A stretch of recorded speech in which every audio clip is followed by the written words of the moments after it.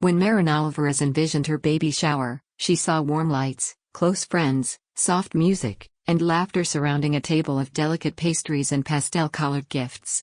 It was her first child, after all, a baby girl, due in spring. A new beginning. Instead, she found herself locked outside the very venue she had rented, paid for, and decorated down to the last custom cookie. Rain clouds loomed overhead, as if the sky itself was in on the betrayal. Maren had done it all. From choosing the ivy-draped event hall downtown to hiring the boutique bakery that specialized in sugar roses and themed cakes. She arranged the games, picked the lavender and cream color scheme, and ordered custom invitations with hand-pressed gold foil. Every detail was hers, not out of vanity, but out of necessity. Her family had made it clear from the beginning, if you want a celebration, you're paying for it. A real mother provides for her child, her mother had scoffed when Maren brought it up. You don't expect us to foot the bill for something like this. Maren, used to her mother's backhanded compliments and disapproval, had swallowed her pride. She didn't want to fight. She wanted a moment, just one, to feel like her pregnancy wasn't some kind of stain on the family name. So she paid. She smiled through every snide comment, ignored every suspicious whisper between her younger sister, Elise, and their mother. She reminded herself, this is your day. Don't let them ruin it. But they did. Maren stepped out of her cab and adjusted her cardigan over her rounded belly, butterflies fluttering in her chest. She had worn soft lavender to match the theme, her makeup light, glowing. She had even curled her hair that morning, something she hadn't done in weeks. She walked up the stone steps to the event hall and pulled at the double doors. They didn't open. Confused, she knocked. The sound of laughter, familiar, sharp, floated out from inside. Glasses clanked. Music played softly. She knocked again, harder this time. Still no answer. Her heart rate picked up, nerves overtaking the joy. Finally, after a full minute of uncertainty, the door creaked open. There, framed in the warm lights and soft glow of chandeliers, stood her mother. Dressed in navy silk, pearls at her throat, and a smile that chilled Maren to her core. "What are you doing here?" she asked, voice casual, like Maren had wandered into the wrong event. Maren stammered. "It's my shower." Her mother sighed, as if Maren had made a mess of something simple. "This is a celebration, Maren. For real milestones." Maren blinked, unsure she'd heard correctly. "Excuse me? You've barely done anything for this family," her mother said, crossing her arms. "You think flashing a few credit cards makes you one of us?" Maren's hand instinctively moved to cradle her belly. "I paid for this entire event." Behind her mother, she saw them, her aunts, cousins, even Elise, all sipping champagne, laughing. Plates of food and floral centerpieces sat on tables she had picked out herself. "I wasn't even invited?" Maren asked, voice shaking now. Elise appeared behind their mother, wearing an ivory dress with crystal beading. On her left hand glinted a diamond. "Oh, didn't Mom tell you?" she said sweetly. "It's my engagement party." The world tilted. Maren glanced at her mother, waiting for some kind of joke, some explanation. Her mother's smile didn't waver. It just made more sense. Elise's engagement is something everyone can celebrate. Not. She gestured toward Maren's stomach, this situation. The air left Maren's lungs. "You replaced my baby shower?" "It's not personal," her mother said with a shrug. "We had to prioritize." Elise smirked. "Let's be real. A baby out of wedlock isn't exactly a toast-worthy event." The words struck like a slap. For a moment, Maren felt 7 years old again, standing in the kitchen with a drawing in hand, ignored in favor of Elise's spelling tests. But she wasn't 7 anymore. She was a woman. A mother. And she had had enough. "Okay," Maren said, voice calm. Her mother raised a brow. "Excuse me?" Maren smiled thinly, reaching into her purse. "Okay." She pulled out her phone and dialed the number she had saved months ago. She had never intended to use it, but something deep inside her had always known. The line rang twice. "Ms. Alvarez?" came a smooth voice on the other end. "Is this the call?" "It is," she said. "Cancel everything." A sharp inhale from her mother. Elise blinked. "What do you mean, cancel?" Maren tucked her phone back into her purse. "You'll see." And without another word, she turned and walked away. 10 minutes later, as she settled back into her apartment with a glass of water and her feet up, the chaos began. Her phone lit up with furious texts. "Elise, What did you do? Everything's gone. Mom, guests are standing around with no food, no staff. Are you out of your mind? Aunt Sophia, call me immediately. People are asking questions. Maren muted them all. When the first knock came, she didn't move. The second was more forceful. By the third, she answered, slowly swinging the door open. Her mother, Elise, and two aunts stood outside, red-faced, trembling with rage. You ruined everything. Elise shrieked, storming into the apartment. Maren leaned against the doorframe. You mean my baby shower? The one you hijacked? The one I paid for? You made us look like fools. Her mother hissed. No, Maren said. You did that all by yourselves. Maren had never seen her mother speechless. Not once. Growing up, Delia Alvarez had a sharp tongue and a sharper sense of pride. She could guilt-trip a room into silence, twist words like a knife, and make anyone feel small with a glance. But now, standing in Maren's apartment with her perfect curls frizzing in the heat and her jaw clenched tight, she looked more stunned than angry. Almost. Elise, however, had no such hesitation. You've humiliated me in front of my future in-laws, she screamed, voice cracking. Do you know how much planning I put into today? Do you have any idea how hard I worked for this? Maren raised an eyebrow. You mean the party I planned? Paid for? The one you turned into your own engagement celebration? Elise's mouth twisted. We just adjusted the theme. It was last minute. Oh, I'm sorry, Maren said coolly. I didn't realize changing a baby shower into a surprise engagement party was just a last-minute adjustment. Her mother stepped forward. Maren, enough. No, she said, voice calm but firm. Not anymore. The room tensed. Her aunts shifted uncomfortably behind Delia, exchanging glances. Maren noticed how no one defended her. Not a word. Not a flicker of remorse. Just judgment and entitlement. So she pulled out her phone again. What are you doing now? Delia asked, her tone laced with warning. Maren didn't answer. She just turned the screen toward them. On it, a call was already connecting. And when the name appeared, Attorney Elliot Park, her mother's composure cracked. Elise, Delia whispered, suddenly pale. Did you? Elise's face went rigid. You said she wouldn't notice. Maren spoke into the phone. Hi, Elliot. Just confirming, has the financial separation been processed? Fully complete, her attorney replied smoothly. All shared accounts closed. Credit lines severed. Fraud report submitted. You're clear. Maren smiled. Perfect. Thanks. She ended the call and tucked the phone into her pocket. What? What does that mean? Delia asked, voice smaller now.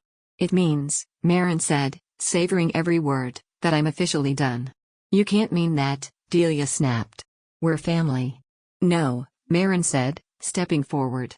We're parasites and prey. And I'm done being your ATM. You're blowing this out of proportion, one of her aunts piped in. Am I? Maren turned to her. Because Elise just told me to my face that I was an embarrassment for having a baby without a husband. You all watched it happen. You all stood by while they locked me out of my own celebration. Her mother scoffed. You were never supposed to know. Maren froze. Wow. That's your defense? Elise folded her arms, sneering. You don't get it. You've always been the charity case. The mistake. Mom tried to clean up after you for years.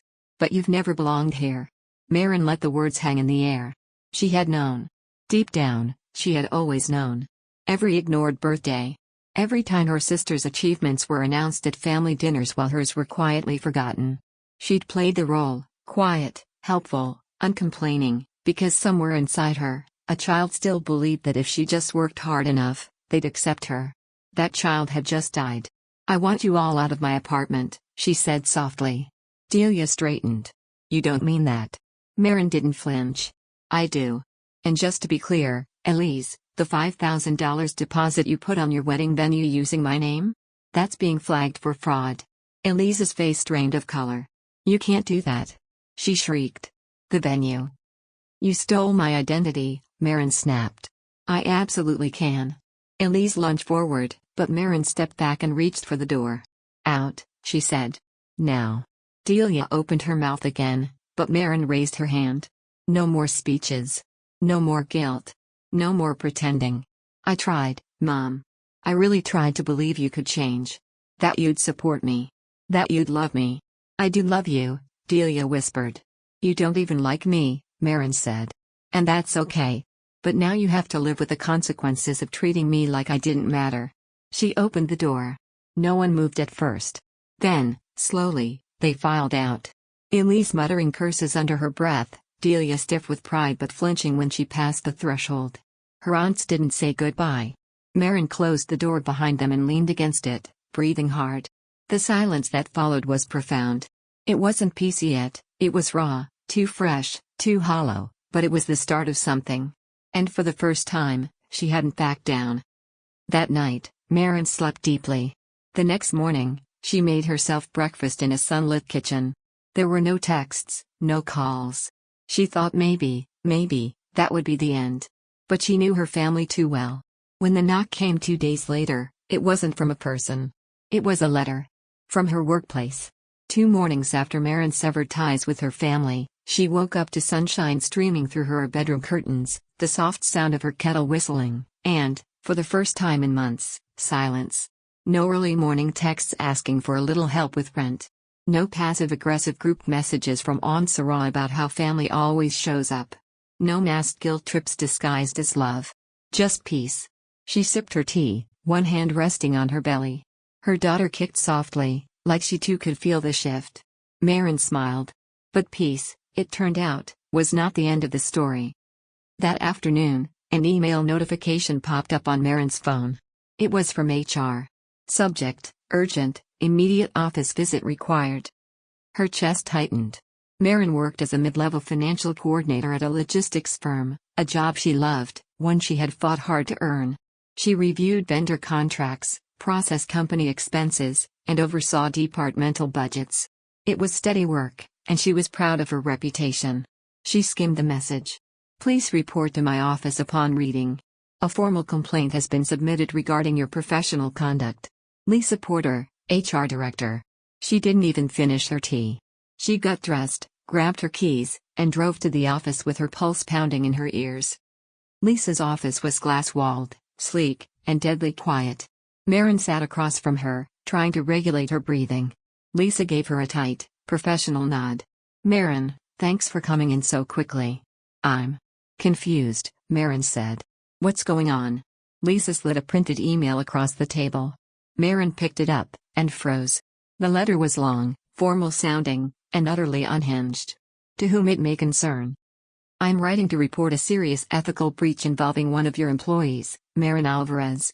She has a well-documented history of financial fraud, emotional manipulation, and deceitful behavior toward family members. She has used her position to exploit others for personal gain and has recently been involved in actions that reflect poorly on any employer's reputation. Maren's eyes stopped on the signature at the bottom. Delia Alvarez. Her mother. I can't believe this, Maren whispered. Lisa's tone softened.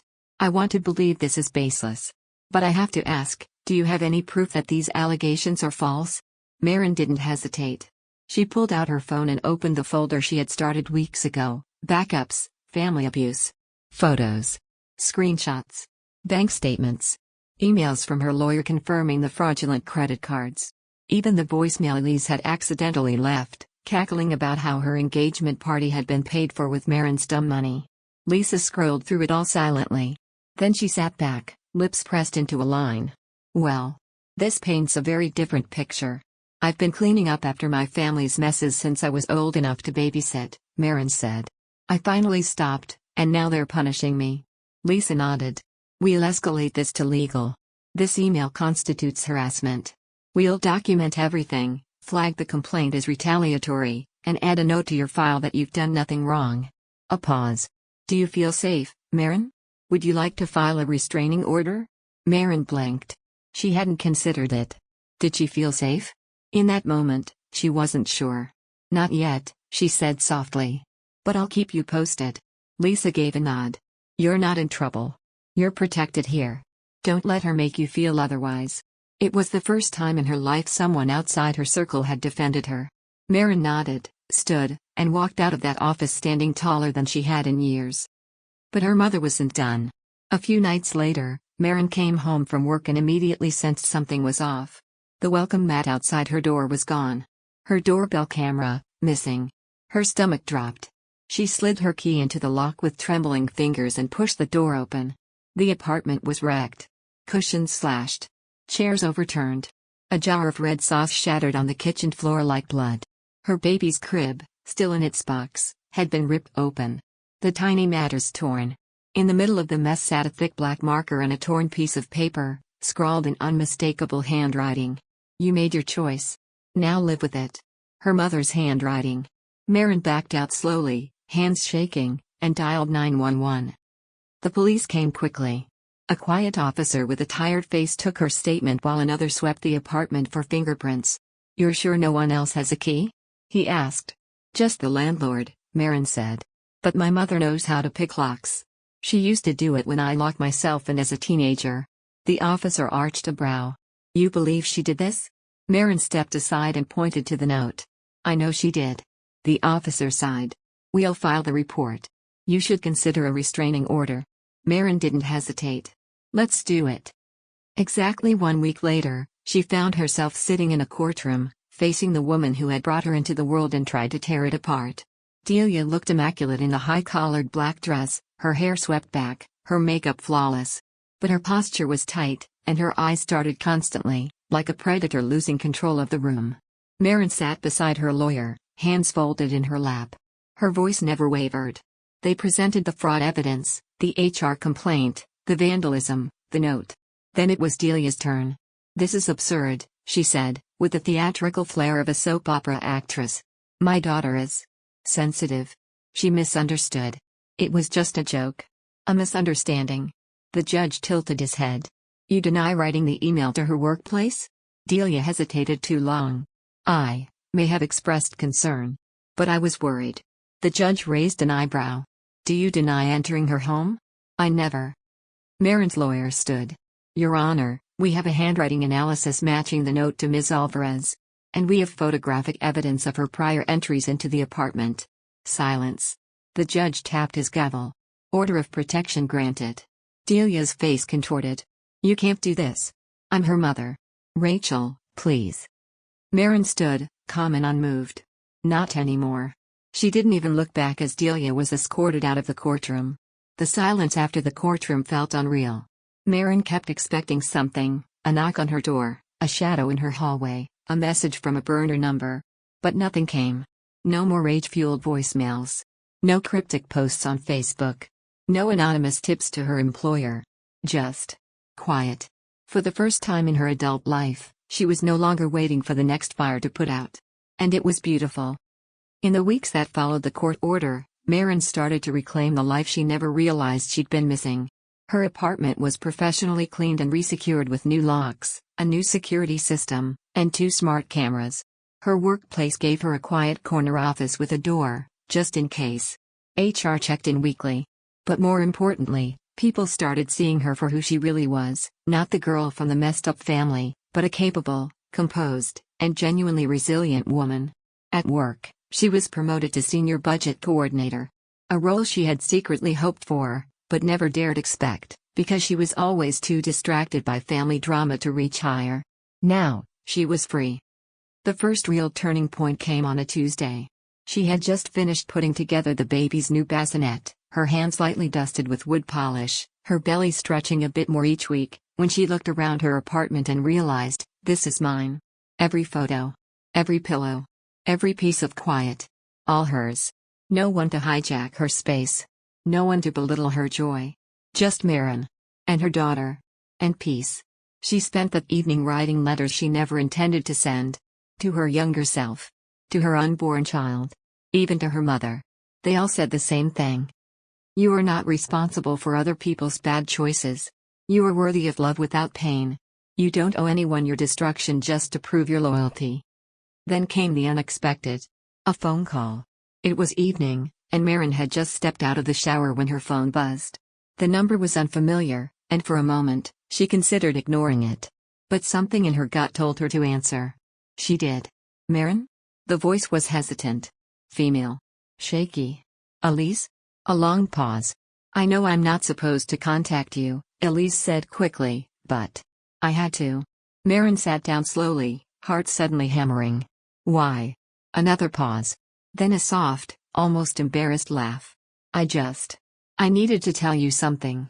I'm sorry. Maren blinked. She had waited years, for those 2 words.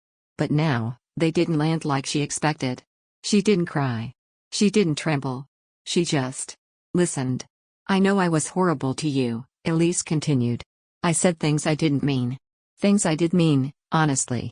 And I used to think Mom was just tough. That she loved us in her own way.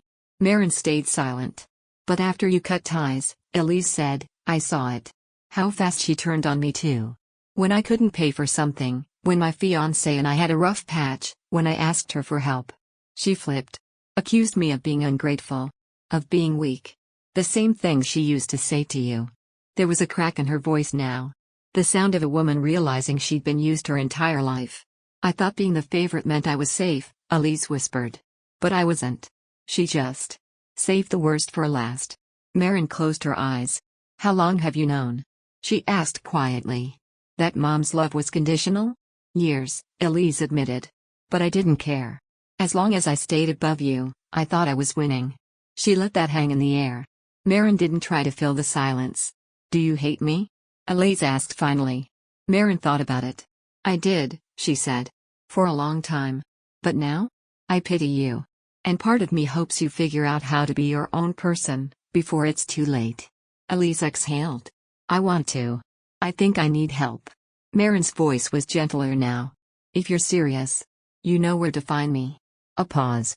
Then, softly, thank you. Click. Maren didn't cry after the call.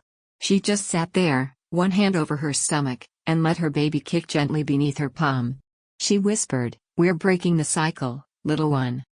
Over the next few months, Maren prepared for motherhood, not the way her mother had taught her, with shame and rigidity, but with softness and strength. She took classes on gentle parenting. She painted the nursery in shades of sage and cream. She read books on trauma healing. And she started therapy, determined not to pass down the wound she had spent a lifetime carrying. Friends came out of the woodwork, old college roommates, co-workers, even a neighbor named Tasha from down the hall who dropped off a lasagna when she heard about the baby. People showed up. Not because they wanted something, but because they wanted her. On the day her daughter was born, the world slowed to a heartbeat. Maren held her in the hospital bed, the tiny, wrinkled bundle pressed against her chest, and wept, not from pain, but from gratitude. This child would never have to wonder if she was enough. She would never be taught that love had a price. She would never learn that silence equals safety. She would grow up knowing she mattered. That her presence was a gift. That her voice was welcome. And Maren? Maren finally understood what freedom meant. Not just distance. Not just quiet. But healing. And the knowledge that her daughter would inherit love, not wounds. She kissed her baby's forehead and whispered, you'll never have to earn your place. Not like she had. Never again. It was a quiet morning in late fall when the knock came. Maren had just settled her newborn daughter down for a nap. The apartment was filled with the smell of chamomile tea and vanilla candle wax, and her slippers barely made a sound against the hardwood as she padded toward the door.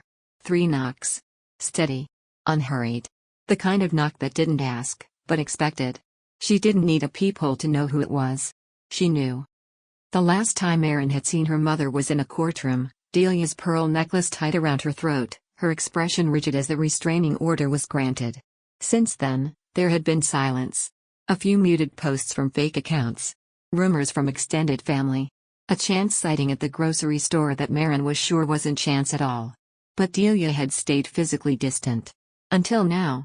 Another knock. Firmer. Maren glanced over her shoulder. Her daughter's bassinet was still. Safe. She unlocked the deadbolt, but didn't open the door. Yes? She said through it, her voice flat. Maren, her mother replied. There was no warmth. No apology. Just her name, said like a summons. I'm not opening the door, Maren said simply. Delia exhaled loudly. You're being childish. Maren smiled coldly. No. I'm being clear. You can't just pretend we don't exist, her mother said sharply. We're family. No, Maren corrected, we're relatives. And that tie was severed the moment you tried to ruin my life. You're overreacting, Delia said. I was upset. I was emotional. You filed a fake complaint to my job. You broke into my apartment. You terrorized me while I was pregnant. Maren's voice was low now, lethal. If a stranger did half of what you did, they'd be in prison. Delia's silence was short-lived. I came to make peace. Maren raised an eyebrow behind the door. By showing up uninvited, again?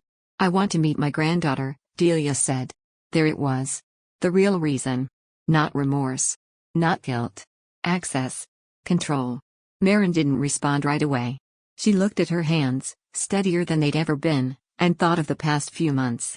Of the soft mornings spent feeding her daughter in the glow of sunrise. Of quiet laughter with Elise, slowly reconnecting over coffee and shared scars. Of the absence of chaos. I don't think so, she finally said. Maren. No, she interrupted. This child is going to grow up loved. Safe. Heard. And nothing you've ever done suggests you're capable of giving her that. She's my blood. She's my daughter. You don't get to keep her from me, Delia spat. I do, Maren said, voice like iron. Because I'm her mother. And protecting her from people who only know how to hurt in the name of love? That's my job now. A beat of silence. Then Delia's voice dropped into the familiar venom. You think you're better than us now? Just because you finally have a little money? A baby? A promotion? Maren chuckled. No. I think I'm better without you. That's a big difference. There was a long silence. Then, the scariest thing of all. A soft, almost human, almost broken voice, you'll regret this. But it wasn't a threat. It was a prophecy from a woman who had only ever known relationships as power plays, and couldn't understand why her daughter no longer wanted to play. Maren let the words sit between them. I hope I never do, she said. And then she walked away from the door. She didn't hear her mother leave. But when she checked the hallway later, it was empty. A single white envelope lay on the welcome mat. No name. No return address. She picked it up, opened it slowly. Inside, a photo of Maren as a baby, maybe 2 years old, covered in icing from a birthday cupcake, reaching for her mother's face. Written on the back. I did love you. Once. Maren stared at it for a long time. Then she folded it, placed it in a box labeled what came before, and slid it under her bed. Days turned into weeks. Her daughter started smiling, cooing when Maren sang to her. Elise sent baby clothes and offered to babysit. Her co-workers surprised her with a welcome-back brunch when her maternity leave ended. And Maren never once checked the family group chat she had long since left. Her life became hers again. Simple. Soft. Sacred. One night, as snow whispered across her windows, Maren sat with her daughter asleep in her arms and whispered a quiet promise. You'll never have to fight for love. She looked down at the baby's peaceful face. Not like I did. And as the wind howled gently outside the window of a home finally free from ghosts, Maren smiled. The door was locked. The past was quiet. And she was never, ever going back.